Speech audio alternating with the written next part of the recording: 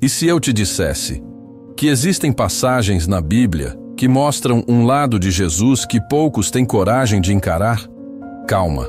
Antes de tirar conclusões, saiba. Não estamos falando de heresia, mas de mistério. A Igreja ensina que Jesus é verdadeiro Deus e verdadeiro homem. E como homem, ele sentiu fome, angústia, tristeza. E há momentos nos evangelhos em que suas atitudes causam estranheza, até mesmo nos estudiosos mais fiéis. Hoje, vamos mergulhar nessas passagens misteriosas. Não para questionar a santidade de Cristo, mas para contemplar o mistério da encarnação. Se essa jornada te desperta curiosidade e fé, inscreva-se no canal. Porque aquilo que vamos refletir agora pode aprofundar ainda mais a sua visão de Cristo. Durante séculos, os cristãos contemplaram em Jesus a perfeição absoluta, como ensina a própria Igreja. Ele é o Cordeiro sem mancha, o Santo de Deus. Mas será que compreendemos bem o que essa perfeição significa? A Bíblia afirma que Jesus foi sem pecado, mas também mostra um Cristo que sentiu fome, sede, medo, tristeza, cansaço e aflição. Um Deus que assumiu plenamente a nossa humanidade, menos o pecado. A pergunta não é se Jesus errou. Ele não errou. A pergunta é: por que certos gestos e palavras dele parecem tão enigmáticos e difíceis de interpretar? Será que nossa ideia de perfeição está baseada em uma visão idealizada e não no Cristo real dos Evangelhos? Cristo não veio ao mundo como um anjo ou uma aparição gloriosa. Ele veio como homem, e como homem viveu cada emoção humana, mas sem jamais ofender o Pai. Nos Evangelhos, vemos um Jesus que chora diante da morte de Lázaro, que sente tristeza ao ver a incredulidade de Jerusalém, que se revolta com a corrupção no templo. A santidade de Cristo não o torna insensível. Ao contrário, ele sente com intensidade, sofre com profundidade, ama com paixão divina, e isso nos convida a rever nossa imagem do Salvador. Talvez não devamos temer as emoções de Cristo, mas sim contemplá-las como parte da grandeza do mistério da encarnação. Porque um Deus que se fez homem também enfrentou a dor humana. E esse lado dele, tão real, tão forte, tão próximo, ainda vai nos surpreender nas próximas passagens. Prepare-se. Jesus chorou. Essas duas palavras, tão simples, escondem um oceano de significado. O Verbo eterno de Deus chorou. Ele não fingiu, não encenou. Ele chorou de verdade. Sentiu a dor, a perda, o luto. Sentiu como nós sentimos. No capítulo 11 do Evangelho de João, diante da morte de Lázaro, seu amigo amado, Jesus se comove profundamente. Mesmo sabendo que o ressuscitaria minutos depois, ele não conteve as lágrimas. Por quê? Porque ali, ele não apenas mostrava poder sobre a morte, mas solidariedade com os que sofrem. Ele entrou na dor humana, não como espectador, mas como parte dela. E essa não foi a única vez em que Jesus expressou emoções intensas. No Templo de Jerusalém, ao ver o comércio instalado onde deveria haver oração, ele se indigna. Faz um chicote com cordas, derruba mesas, expulsa os vendilhões. Tirem isso daqui, não façam da casa do meu pai um mercado. Essa atitude assusta, choca. Ele, que falava sobre paz, agora age com força. Mas não é descontrole, é zelo. O Evangelho interpreta o gesto dizendo: o zelo por tua casa me devorará. Jesus não tolera a profanação do sagrado. Sua raiva não é egoísta, é santa. É o grito de Deus diante do uso torpe da fé. Ele também chora sobre Jerusalém. Não como profeta que ameaça, mas como filho que ama. Jerusalém, Jerusalém, que matas os profetas. Quantas vezes quis reunir teus filhos como a galinha reúne os pintinhos debaixo das asas, mas tu não quiseste. É o lamento de um coração ferido. O choro de quem sabe que será rejeitado por aqueles que mais amava. E há ainda outro momento, talvez o mais profundo, em que as emoções humanas de Jesus se revelam com uma intensidade quase insuportável. O Getsêmani. Ali, no Jardim das Oliveiras, pouco antes de ser preso, ele se afasta para orar. E o que acontece não é apenas oração, é agonia. Minha alma está triste até a morte. Pai, se possível, afasta de mim este cálice. Jesus sente o peso do que está por vir. Não apenas o sofrimento físico da cruz, mas a carga de toda a culpa do mundo. O Evangelho de Lucas diz que ele suou sangue, um fenômeno raro, mas real, chamado hematidrose, causado por estresse extremo. Jesus entra em profunda agonia interior, não por fraqueza espiritual, mas porque está vivendo, em sua humanidade verdadeira, o limite extremo da dor. E mesmo assim, não desiste. Todavia, não se faça a minha vontade, mas a tua. Aqui, vemos a obediência perfeita. O filho que, mesmo diante do terror e da angústia, se entrega totalmente ao Pai. Ele não recua, ele não foge.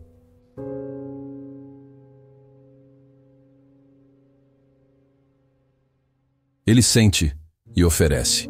E isso é importante de entender. Sentir medo, tristeza, raiva, cansaço, não é pecado. O pecado está em se deixar dominar por essas emoções. Jesus as sentiu, mas não se rendeu a elas. Ele canalizou a dor para a redenção. Transformou a angústia em intercessão. Transformou o medo em obediência. Ao longo de sua vida pública, vemos ainda outras reações impactantes. Em Marcos 8, ele suspira profundamente e diz: por que essa geração pede um sinal? Há um cansaço ali, um peso.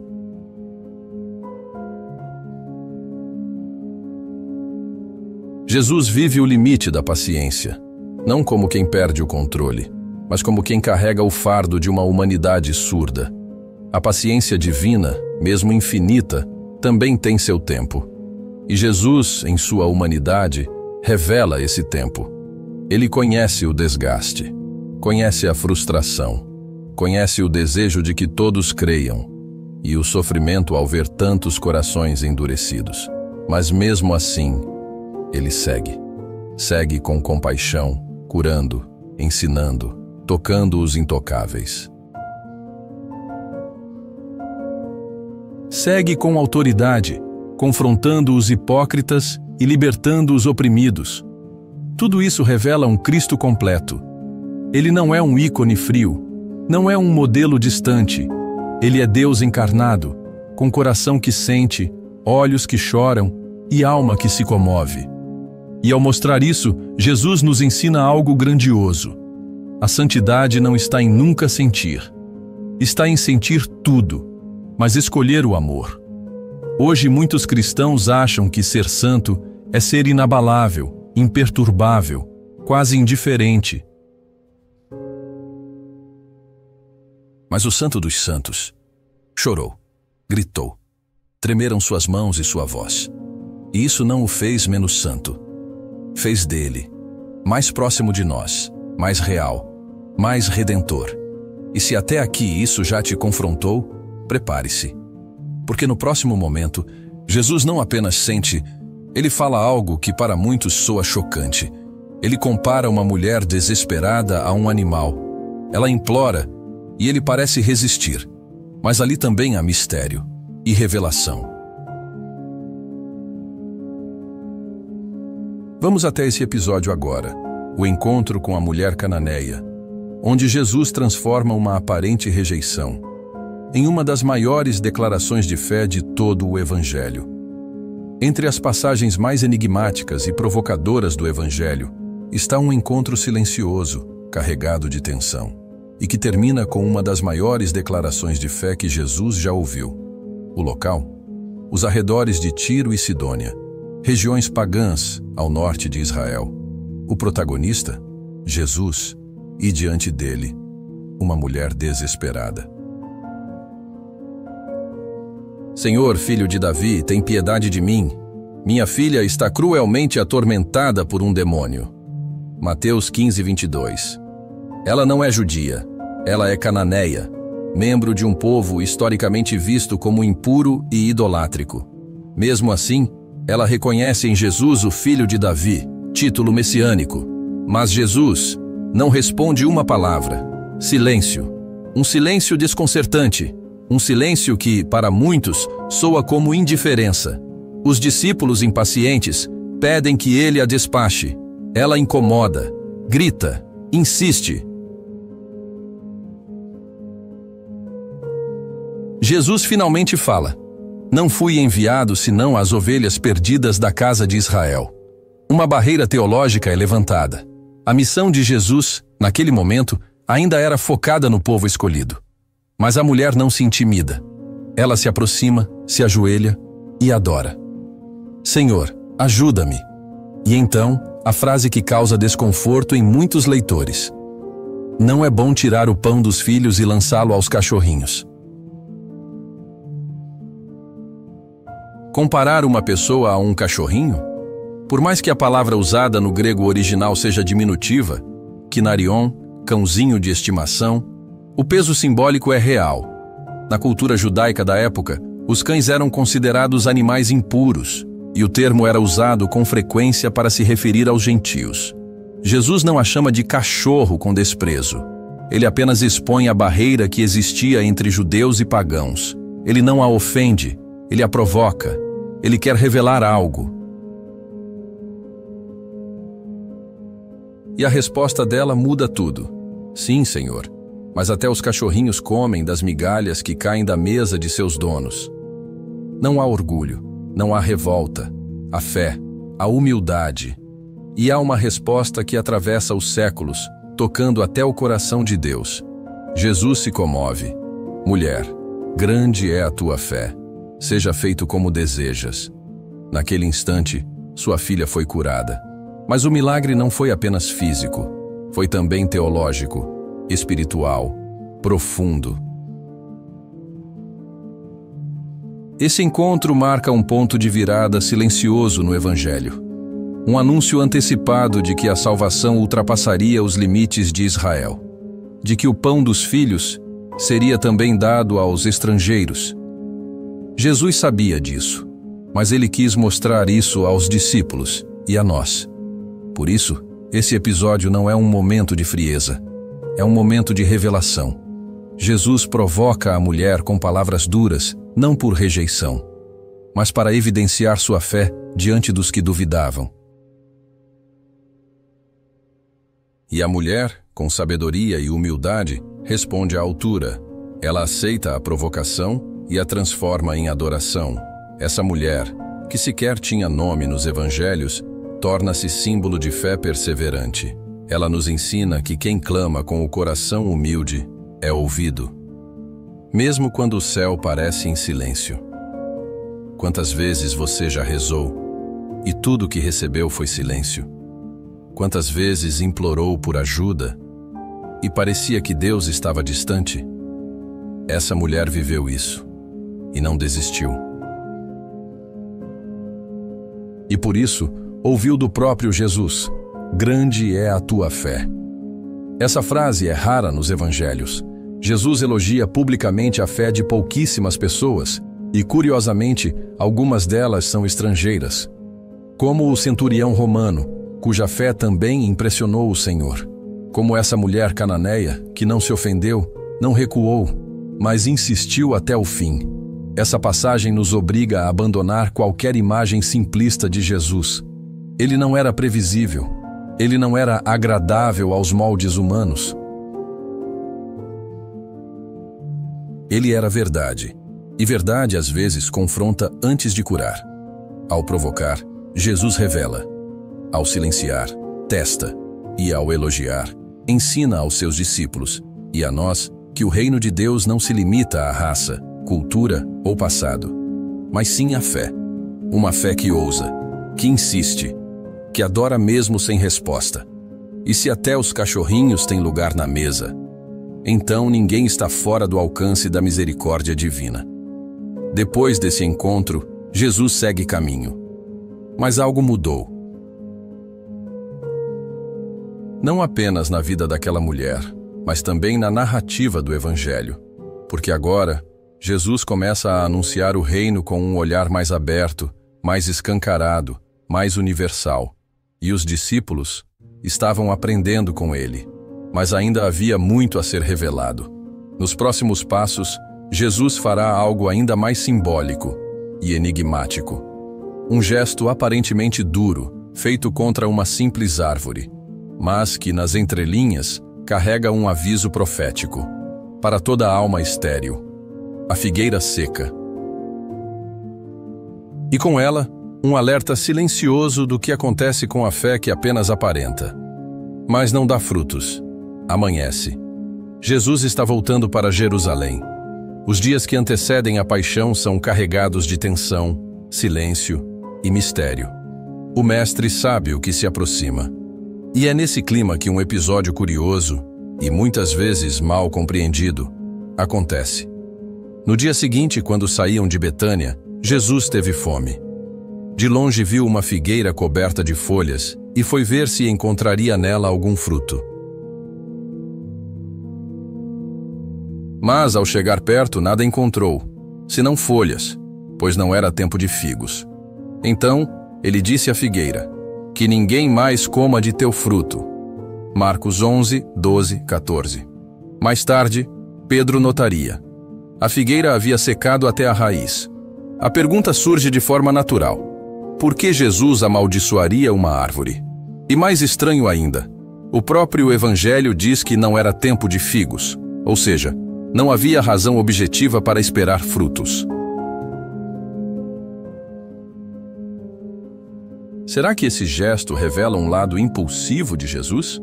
Uma frustração humana diante da fome? Ou existe um significado muito mais profundo por trás disso? A tradição da Igreja e os grandes padres da fé não ignoram esse trecho. Pelo contrário, veem nele uma poderosa profecia encenada. A figueira, dizem, representa o povo de Israel, especialmente seus líderes religiosos, que tinha folhas, aparência de fé, mas nenhum fruto verdadeiro, justiça, misericórdia, conversão.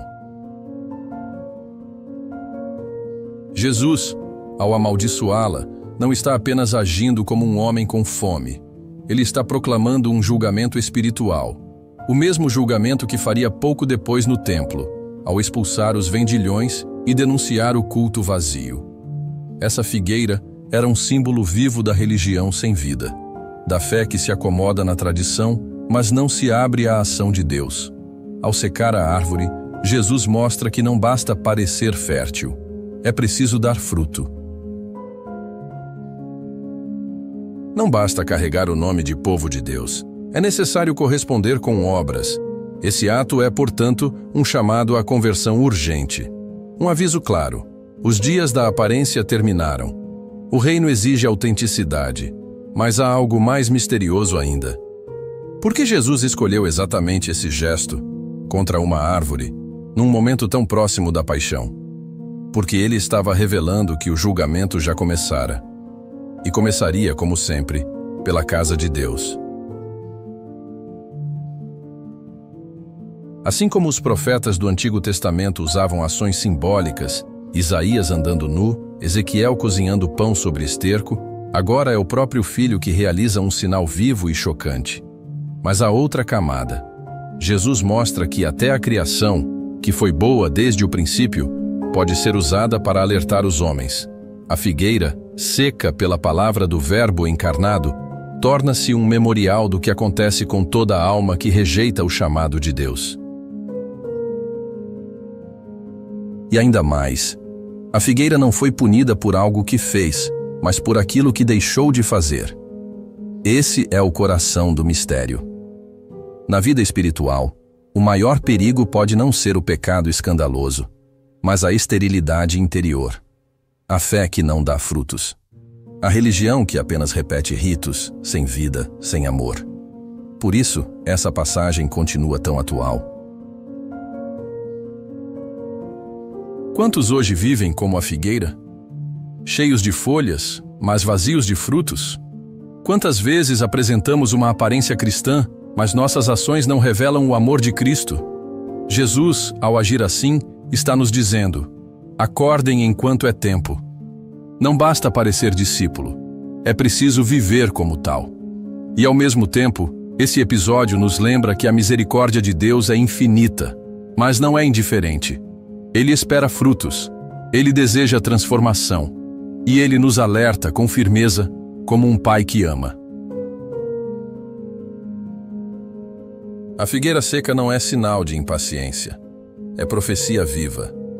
É anúncio de que a cruz está próxima, e com ela, o julgamento e a redenção. E assim, caminhamos para um momento ainda mais íntimo da dor de Jesus. Porque antes de ser crucificado, antes de ser traído, Jesus foi incompreendido pelos seus. Até mesmo os que viviam ao seu lado duvidaram dele. E no próximo capítulo, você vai ver que a solidão de Cristo começou muito antes da cruz. Ele curava os doentes, expulsava demônios, multiplicava pães, falava com autoridade nunca antes ouvida em Israel. Mas mesmo assim, nem todos acreditavam nele. E o mais doloroso, alguns dos seus parentes também não criam. Sim, aqueles que conviveram com ele, que o viram crescer, que comeram com ele à mesa, também duvidaram.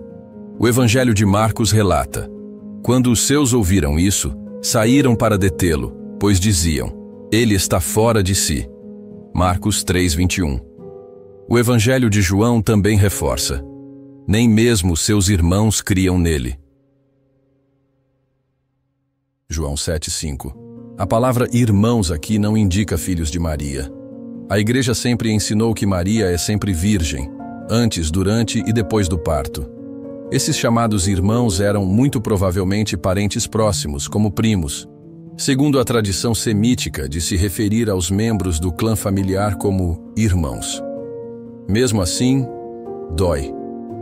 Imagine ser rejeitado pelos de fora, e também pelos de dentro.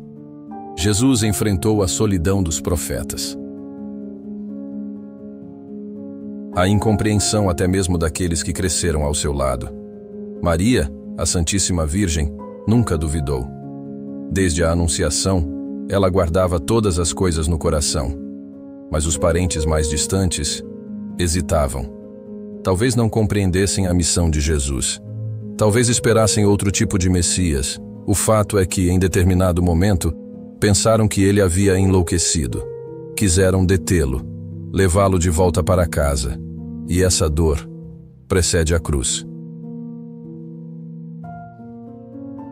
Antes da coroa de espinhos, Jesus já sentiu a dor do isolamento. Antes da flagelação, ele já experimentava a rejeição velada, aquela que vem sem palavras, mas fere mais fundo. É difícil imaginar isso, mas é real. Está nos evangelhos. E essa solidão revela algo essencial. Jesus assumiu até as dores mais íntimas da condição humana. Não apenas os sofrimentos físicos, mas também os emocionais. A sensação de não ser compreendido, de não ser ouvido, de ser tratado como alguém fora da razão.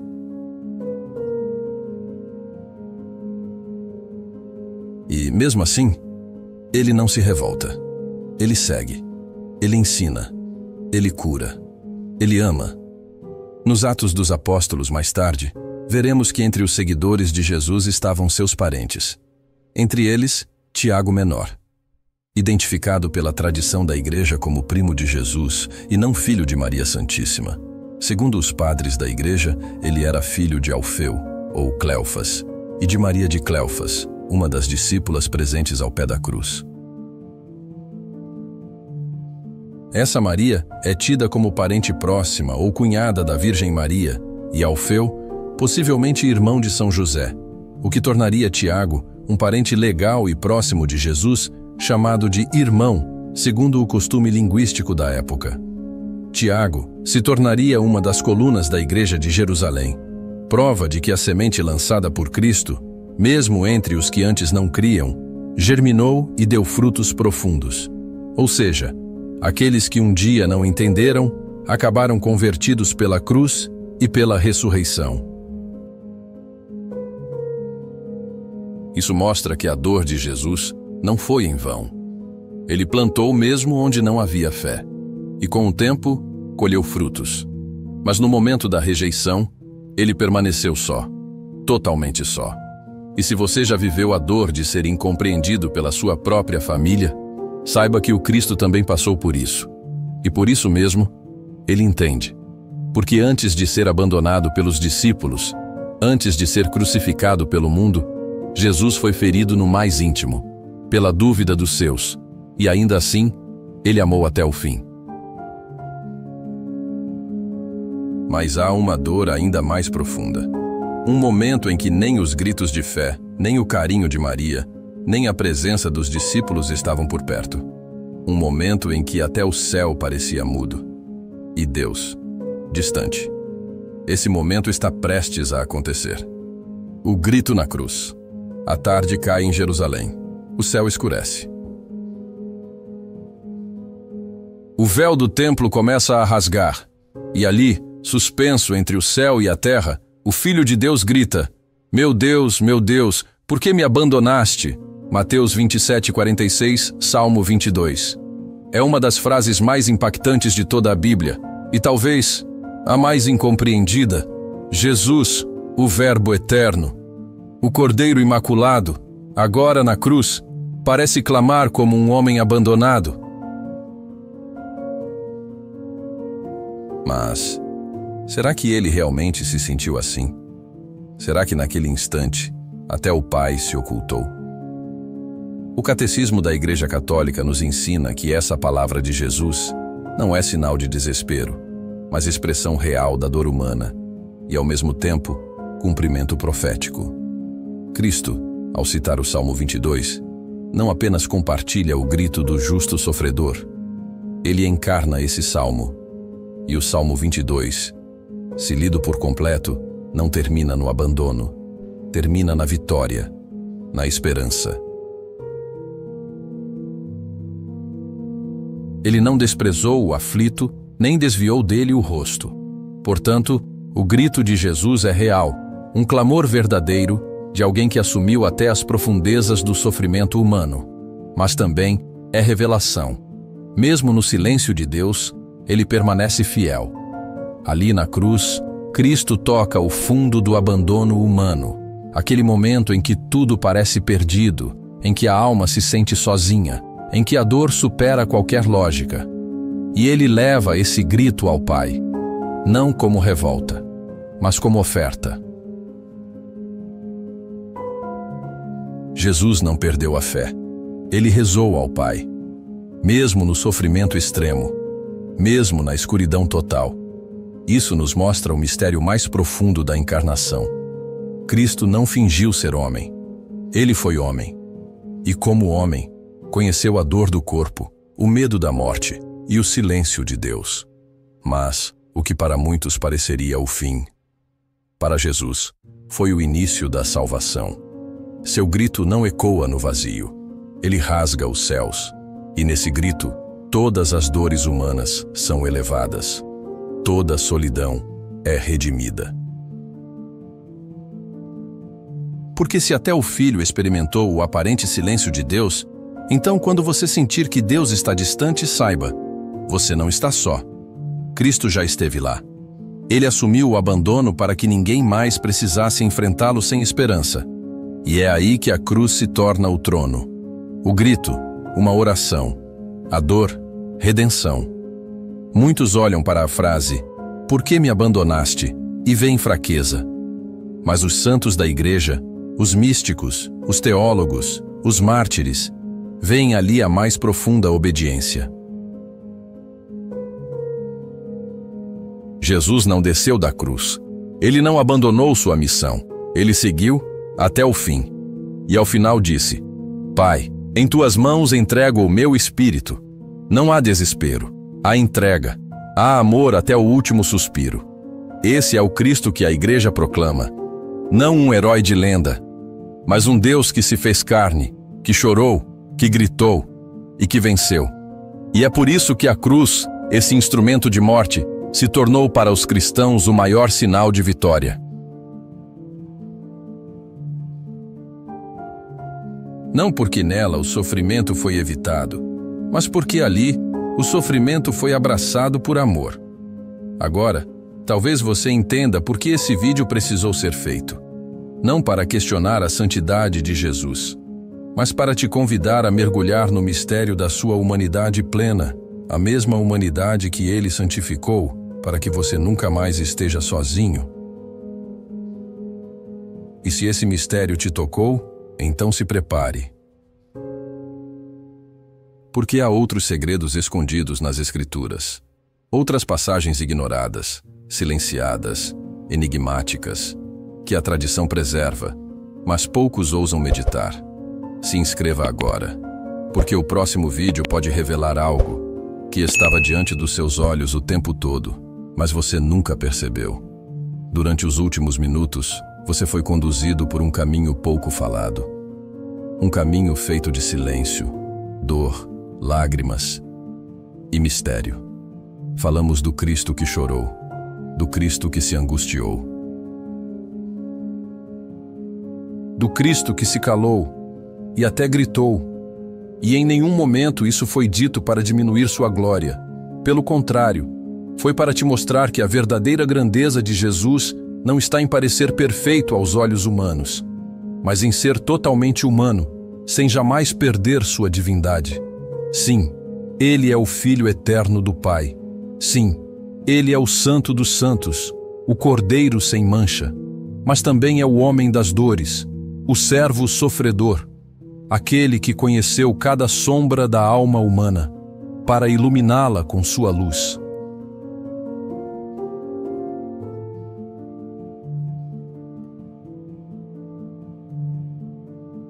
Nós o vimos rejeitado pela família, incompreendido pelos próprios discípulos, sentindo fome, tristeza, frustração.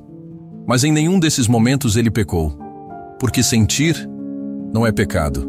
Duvidar, clamar, se angustiar, não é pecado. Pecado seria fugir da missão. E isso, Jesus jamais fez.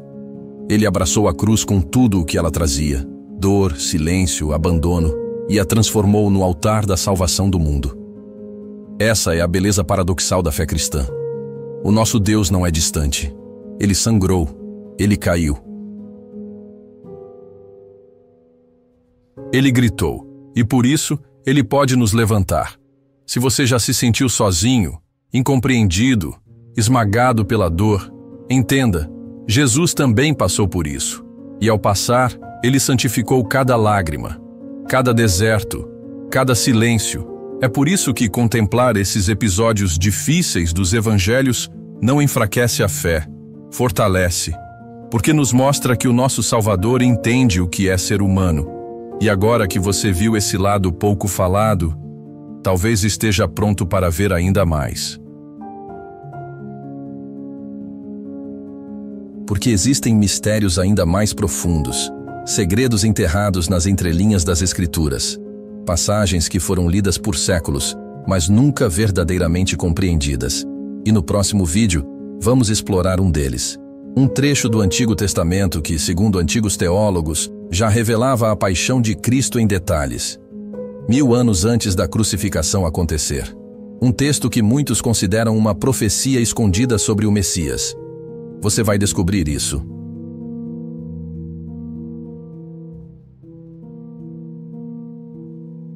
Mas só se estiver preparado para enxergar além da superfície da Bíblia.